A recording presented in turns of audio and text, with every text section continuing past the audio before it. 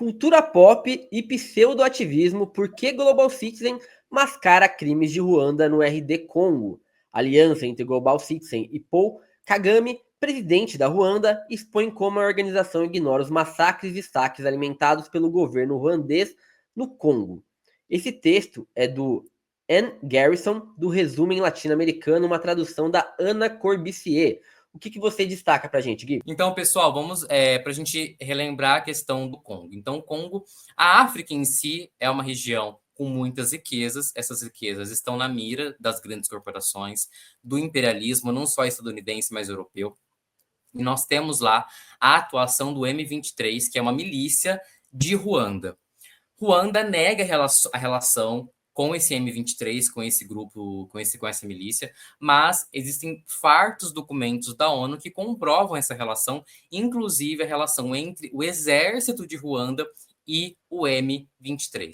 Então, esse é o primeiro ponto para a gente entender. O que o texto está falando? Existe a Global Citizen, que é uma ONG que faz festivais em vários lugares do mundo, sempre pregando ali a questão de combate à pobreza, de união, trazem grandes artistas. E aí o texto vai denunciar o seguinte, que agora, em fevereiro, houve um festival da Global Citizen em Ruanda com o John Legend, que é um artista dos Estados Unidos, e o texto está questionando como e por quê. Apesar desse discurso filantrópico de ajuda, a Global Citizen, ela fecha os olhos para a relação de Ruanda, para os crimes de Ruanda na República Democrática do Congo. Então, esse é o principal. E aí é o seguinte, né? O que o texto fala é que a Global Citizen tem relação com a PayPal, a Cisco, a Verizon, o Google, que são grandes corporações que têm grandes interesses nas riquezas, não só da África, como do Congo. O Citibank também, que tem uma relação com a Global Citizen, por exemplo, segundo o relatório da ONU lá de 2001, já citava a relação dessa corporação com o tráfico ilegal de recursos do Congo. Então a gente começa a entender por que a Global Citizen não só fecha os olhos, mas até para tentar entender até que ponto ela atua em parceria com essas corporações para conseguir manter esse tipo de espólio. Porque a riqueza tirada do Congo, inclusive, tem o coltan, que nós já falamos aqui na Diálogos do Sul Global. Se não me engano, a gente colocou o link dessa matéria também na descrição do vídeo. Esse coltan, ele é traficado do Congo para Ruanda com o apoio do M23. E esse coltan ele é fundamental para as big techs, para a tecnologia de ponta. Então, isso, de fato, ajuda a entender por que existe essa omissão, digamos, ou essa, talvez, ajuda, colaboração da Global Citizen com o que está acontecendo no Congo. Só corroborando o que você fala, Gui, e para deixar assim, passar mais uma vez, né? O festival Global Citizen, ele se vende como um evento pela justiça social, né? Mas a sua realização em Ruanda é uma hipocrisia escandalosa. Enquanto artistas globais e patrocinadores corporativos fingem se preocupar com a pobreza, eles silenciam sobre o genocídio econômico e militar que Ruanda comete na República Democrática do Congo. Isso não é ativismo, é literalmente uma lavagem de imagem no melhor estilo lavagem de dinheiro, para um regime acusado de financiar milícias que escravizam crianças e saqueiam recursos minerais de um povo que é muito mais escasso do que eles. Enquanto. E aí eu acho que cabe a gente falar de outros artistas, porque quando a gente fala dos artistas que participam, né, Gui? É importante pensar que eles se fingem de sonsos, que, eu não sei o que tá acontecendo lá, eu só fui lá fazer um show para alegrar as pessoas. Não é bem assim. Enquanto a Beyoncé canta Freedom num palco em Ruanda, crianças congolesas morrem escravizadas nas minas de cobalto que alimentam os celulares de quem assiste o show. Isso não é ativismo, é cinismo neoliberal em sua forma mais cruel. Muitos fãs de artistas globais se dizem conscientes, mas não pressionam os seus ídolos a falarem sobre a RDC ou até mesmo sobre Gaza e outros genocídios por aí. Se você realmente se importa com justiça, tem que exigir do seu artista favorito condene a pilhagem do Congo. E eu não tô falando pro público normal, tá, gente? Eu tô falando diretamente com aqueles que se dizem fandom, aqueles fãs organizados. Vocês têm o poder de cobrar o seu artista. Porque, apesar de não parecer, eles precisam de vocês. Não eu e o Guilherme, que vamos eventualmente num show ou escutamos as músicas no Spotify. Eles estão cagando pra gente. Mas vocês que movimentam esse público, movimentam as redes sociais desses artistas, vocês são muito importantes nessa guerra. Vocês têm o poder de fazer eles, pelo menos, ouvirem o que a gente está pensando. Vamos lá. Não, como fazer isso de forma clara e permanente que alimentam figuras patéticas como a Jojo Todinho, por exemplo, para trazer aqui para o nosso quintal. Essa cantora, ela ganhou dinheiro e status social com dinheiro e sangue de toda uma comunidade. E depois ela se vira contra essa comunidade. Cuspiu na dor dessas pessoas. E hoje ela planeja entrar na política pelo grupo oposto, pelo grupo que quer dizimar esse povo que alçou ela aonde ela está. Eu estou falando claramente, para quem não entendeu, da comunidade LGBTQIA+. Então, por que a gente coloca essas pessoas num status onde elas não deveriam estar? Por que a gente não questiona o que essas pessoas pensam antes de idolatrar elas, sabe? Eu torço, Gui, por um mundo com mais Billie Eilish, por exemplo, e menos Lady Gaga. Não pela questão da música, tá? Eu não estou julgando a música, até porque se for para pensar assim, nem curto tanto nenhuma das duas, assim, ao ponto de encampar alguma coisa. Eu estou falando da posição política mesmo.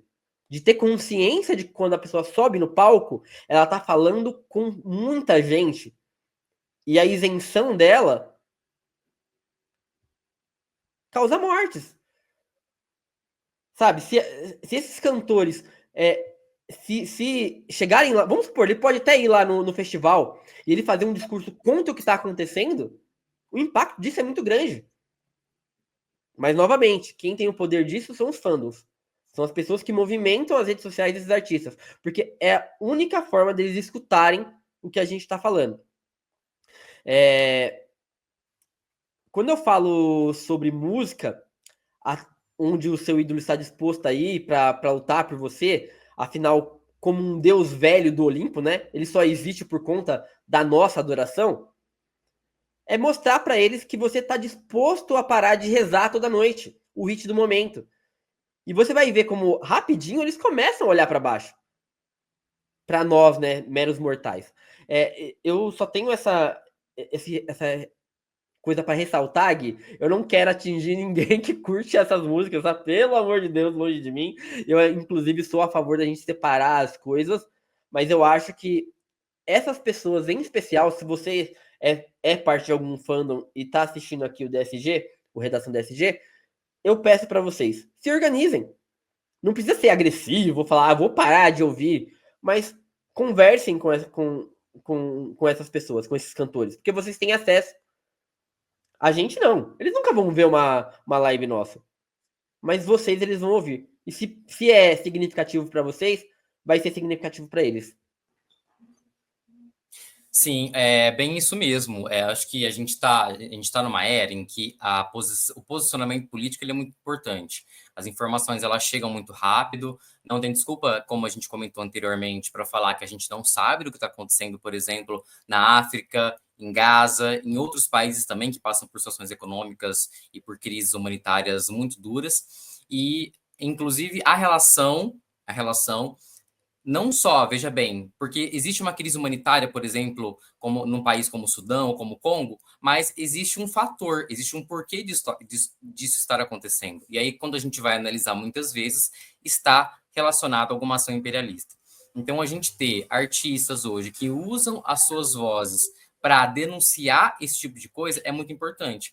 Inclusive, o texto, ele bate um pouquinho na tecla do John Legend, ele explica, fala bastante sobre a questão da atuação dele, sobre a relação do John Legend com, por exemplo, com o Fórum Econômico Mundial, com o fato de que ele lançou uma música em 2022 chamada Free no Grammy, e aí com músicos da Ucrânia, o Zelensky atrás, pedindo apoio militar, naquele contexto ali da OTAN, da guerra na Ucrânia. Então, veja bem, existe a opção desses artistas deles fazerem deles usarem o seu espaço, usarem as suas vozes, as suas plataformas para apoiar determinadas estruturas ou não, e denunciar também outras, né? Então, você citou a Billie Eilish, a gente tem aquele cantor de rock, o Roger Waters. Sim, que também faz uma crítica super contundente também em relação a Gaza. Então isso difere. Eu, como uma pessoa que ouve música pop ainda, isso me pega muito também. A gente teve no ano passado, quando a Madonna fechou aqui, e aí traz toda aquela questão da religiosidade, da crítica à Igreja Católica, enfim, enfim, da discriminação que a igreja prega em relação à comunidade LGBTQIA+, mas não se posiciona, por exemplo, em relação a outras questões, como exatamente sobre Gaza, por exemplo. Então, eu lembro que teve comentários sobre isso na época, tem fotos, inclusive, ainda que antigas, da Madonna com a Netanyahu, e a gente pergunta até que ponto esses artistas estão realmente engajados em denunciar esse tipo de coisa, ou até que ponto eles denunciam algum tipo de problema no determinado território, mas não denunciam o que está acontecendo em outro. E vão dizer assim, não, mas é importante criticar, mas está fazendo a sua parte. Mas os dois pesos e duas medidas dizem muito também sobre como esses artistas pensam. Concordo plenamente assim embaixo. Aliás, fica aí a recomendação, gente. A gente chegou a internamente aqui debater um pouquinho. Tem um vídeo do Caicin, que da FEPAL, e ele fez uma crítica sobre o show da Lady Gaga e tal. Ele é muito fã, né? Little Monster, que fala, Gui, quando é o fandom, né? Ele era um Little Monster, e ele ficou um pouco decepcionado com a não posicionamento da Lady Gaga quando veio no show aqui. Lembrando, o não posicionamento pode ser encarado como um posicionamento também. A opção de não se posicionar, né? Às vezes é tipo, eu não quero me meter nessa confusão porque eu tenho público dos dois lados. Isso é, de certa forma, se posicionar. E é isso que ele fala lá. Eu recomendo que vocês vão lá e deem uma olhada no vídeo dele. Que tá bem. Né, é uma crítica pertinente, contundente. Não quer dizer que você tem que parar de gostar da cantora, não é isso que a gente recomenda. Inclusive, nós aqui gostamos, dançamos Bad Romance direto aqui. Mas é isso, gente. Gui, quer girar? Quer falar mais alguma coisa? Só para fechar, dizer que a Global Citizen vai fazer um show, um festival aqui no Brasil no final do ano. Já tem várias notícias rolando sobre isso. E aí vale a gente se perguntar qual que é a intenção desse show. Né? Vem com uma pegada filantrópica, vem com ali no contexto da COP30, que vai ser em Belém. Mas a gente precisa realmente entender. Eles dizem o seguinte, que eles vão celebrar os principais compromissos da COP, destacarão os líderes indígenas e amplificarão as campanhas de ação climática. E aí, será que é só isso mesmo? Né? Fica a questão. Inclusive, eu irei na virada cultural esse final de semana e eu vou no show da Fresno, que é uma das minhas bandas favoritas aqui do Brasil. E eu me comprometo, se eu conseguir chegar perto, eu vou perguntar pro Lucas a posição dele sobre isso, porque eu também nunca vi ele falar sobre. Ele é um puta defensor dos direitos humanos, é contra a homofobia, fez clipe com a Pablo Vittar e tudo mais, que né, dentro do rock é uma coisa bem difícil de acontecer, mas eu nunca ouvi ele falar sobre isso e se eu conseguir ter a oportunidade de falar com ele, eu vou perguntar. E aí depois eu conto para vocês na semana que vem.